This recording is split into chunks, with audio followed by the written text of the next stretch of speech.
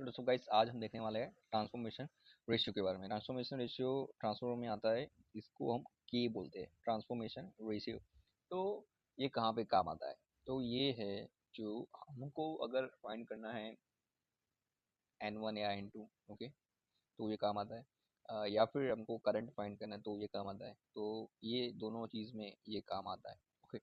तो अगर मैं बात करूँ कि ये अगर k is equal to more than 1 है तो स्टेप अप हो जाएगा हमारा ट्रांसफॉर्मर।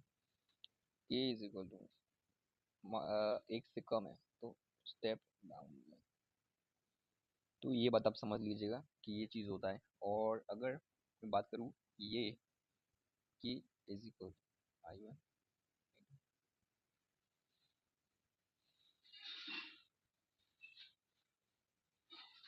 इसे कहते हैं हम ट्रांसफॉर्मेशन रेशियो। तो अगर ये दोनों है, अगर हमारे पास हमको I2 ढूंढना है, ये दोनों है, करंट I1 का पता है तो हम I2 इससे ढूंढ सकते हैं इजीली।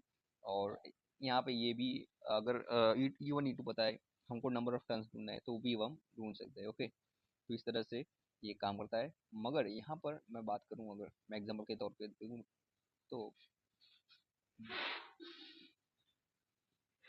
यहाँ पे 600 है और N1 400 है, ओके। E2 हमें ढूंढना है, E2 हमें ढूंढना है। और E1 हो रहा है हमारा अराउंड कर देते हैं हम 120 के आसपास, 120 वोल्ट।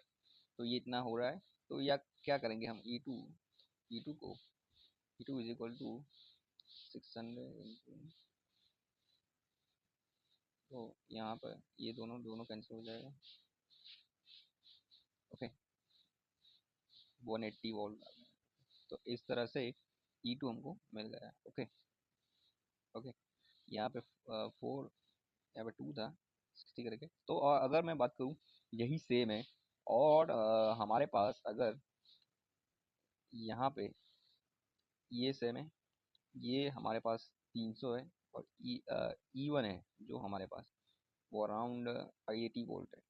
तो E2 का क्या होगा वो नीचे नीचे नीचे कमेंट करके बताइएगा कि इसका क्या होगा। कमेंट करके बताइएगा कि E2 की वैल्यू क्या होगी। अगर ये है वो 300 है N2, ये E1 है वो 80 वोल्ट है, ओके। और ये सब ये भी सेम है, ओके।